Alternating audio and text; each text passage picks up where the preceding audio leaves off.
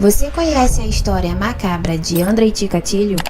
O homem que ficou conhecido como açougueiro de Rostov por matar e canibalizar mais de 50 pessoas? Não? Então vem comigo que eu vou te contar.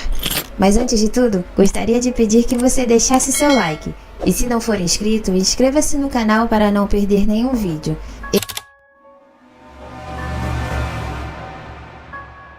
Andrei nasceu no dia 16 de outubro de 1936 em Rostov-do-Don, na Rússia. Nessa época, a União Soviética estava passando por uma devasta pobreza.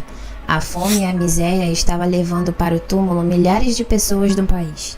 Isso fez com que muitos russos acabassem recorrendo ao canibalismo para conseguir sobreviver. Quando era criança, Andrei e seus irmãos eram aterrorizados com uma história macabra que a mãe deles contava. A mãe de Andrei contava que um irmão dele, chamado Stepan, havia sido sequestrado e assassinado, e depois disso ele foi canibalizado no ano de 1930.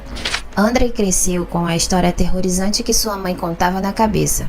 Dizem que aquela história era a invenção da mãe de Andrei, pois nenhum registro de Stepan foi achado, nem mesmo certidão de nascimento.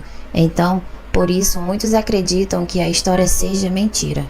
Assim como todos os outros russos, a família de Andrei também vivia em uma pobreza extrema, e Andrei só pôde comer um pão pela primeira vez quando tinha 12 anos de idade. Segundo informações, Andrei nasceu com água no cérebro, e devido a isso ele teve diversos problemas genitais. Com isso, Andrei tinha problemas com a impotência sexual. Devido a esses problemas, Andrei teve diversos encontros vergonhosos com garotas. As mesmas meninas espalhavam o que havia acontecido entre elas e ele na escola. Isso fez com que os meninos da escola fizessem bullying com Andrei, e por isso ele ficava cada vez mais fechado e com a mente perturbada.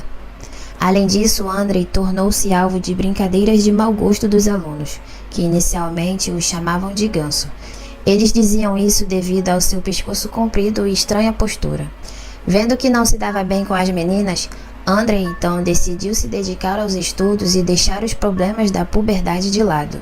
Andrei sentia medo dos demais alunos e por isso sempre levava em sua mochila uma faca, caso algum deles tentasse agredi-lo. Porém, isso nunca aconteceu. Mergulhando nos estudos, Andrei acabou se tornando um homem muito inteligente e quando tinha cerca de 30 anos de idade, virou professor do ensino médio.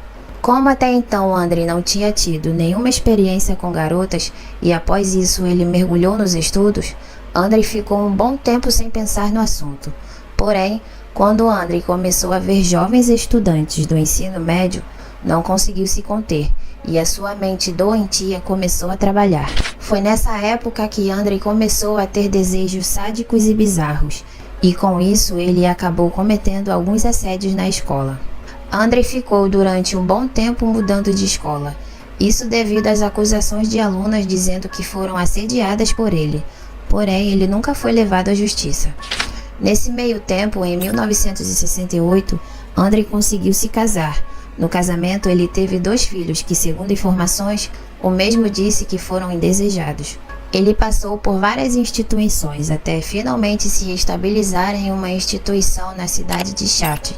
E infelizmente foi nessa cidade que Andrei começou a cometer os seus crimes.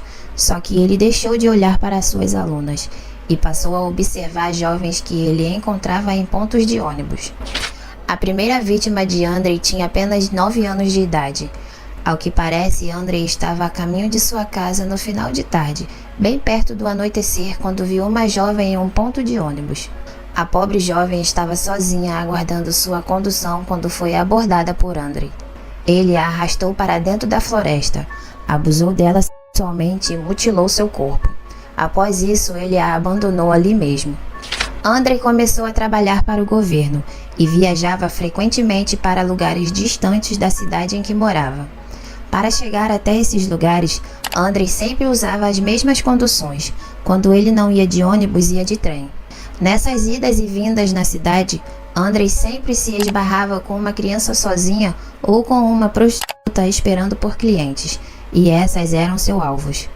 Certo dia, voltando para casa, Andrei se lembrou da história que sua mãe contava sobre seu suposto irmão canibalizado por vizinhos, e isso de certa forma fez ele querer experimentar o ato quando fizesse sua próxima vítima. Nessa vítima, Andrei arrancou os olhos e deixou pedaços de carne faltando em seu corpo. Esses pedaços de carne ele arrancou com mordidas.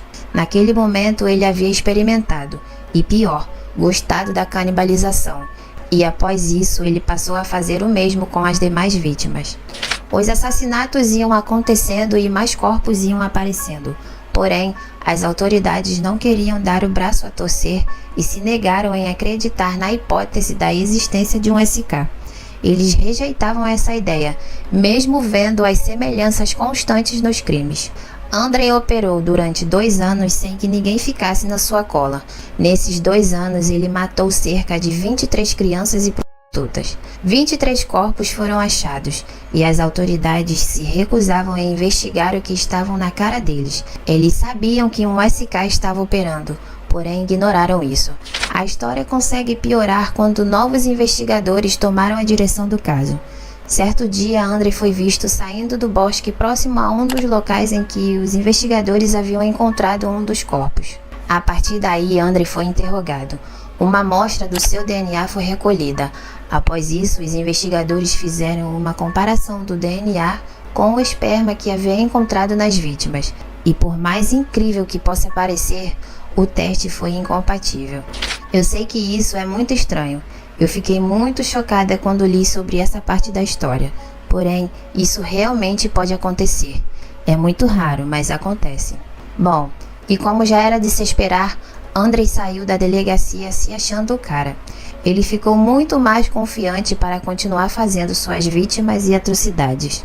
Se um dos investigadores não tivesse insistido na ideia de que Andrei poderia ser o SK que eles procuravam, Andrei iria continuar com seu show de horror por muito mais anos. O investigador que insistiu na sua intuição colocou agentes disfarçados nas estações de trens e em pontos de ônibus. Andrei foi visto novamente saindo de uma floresta. Porém, dessa vez ele estava completamente coberto do que seria provas do crime. Andrei estava com marcas de sangue no rosto e com cortes de faca em suas mãos. Além disso, seus sapatos estavam deixando no chão pegadas de sangue. E quando os investigadores seguiram as pegadas, acharam o corpo de mais uma vítima.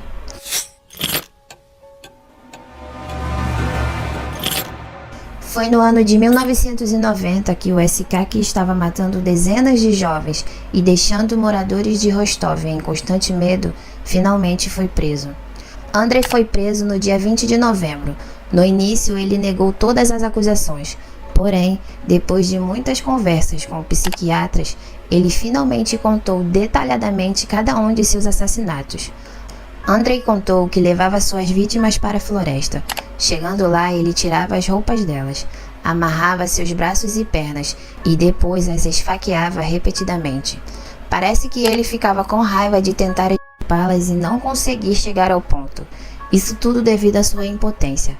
As vítimas sofriam da pior maneira possível porque ele ficava com raiva de não conseguir concluir o ato. Bom, pelo menos foi o que ele relatou. Isso me fez pensar como é que ele conseguiu ter 2 filhos. Mas enfim, é triste demais saber de coisas terríveis como essas. E definitivamente não dá para entender a cabeça de uma pessoa como essa. Andrei confessou ter assassinado 56 mulheres, mas apenas 53 corpos foram encontrados. Antes dos corpos começarem a definitivamente aparecer, a polícia havia registrado cerca de 36 desaparecimentos, e depois que um corpo foi achado, vários outros começaram a aparecer. Andrei foi condenado à morte, e em seu julgamento disse algo sobre ele mesmo que eu fiquei muito assustada quando li. Em seu julgamento, ele referiu a si mesmo como um aborto da natureza, uma besta louca a qual só lhe restava a pena de morte. Essa frase para mim foi muito forte e me faz pensar que se ele achava isso dele mesmo, as coisas que ele pensava de suas vítimas então são inimagináveis.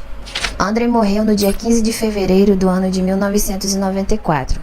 Ele foi levado para uma sala privativa da prisão e lá um tiro fatal lhe foi dado. Antes de morrer em uma demonstração de arrependimento, Andrei pediu que seu cérebro fosse examinado para entender a origem de sua monstruosidade. Bom, essa foi a história do açougueiro de Rostov. Espero que tenham gostado da forma em que eu abordei o vídeo. Não esqueça de deixar o seu like e o que você achou dessa história aqui nos comentários. Um beijo e até o próximo vídeo.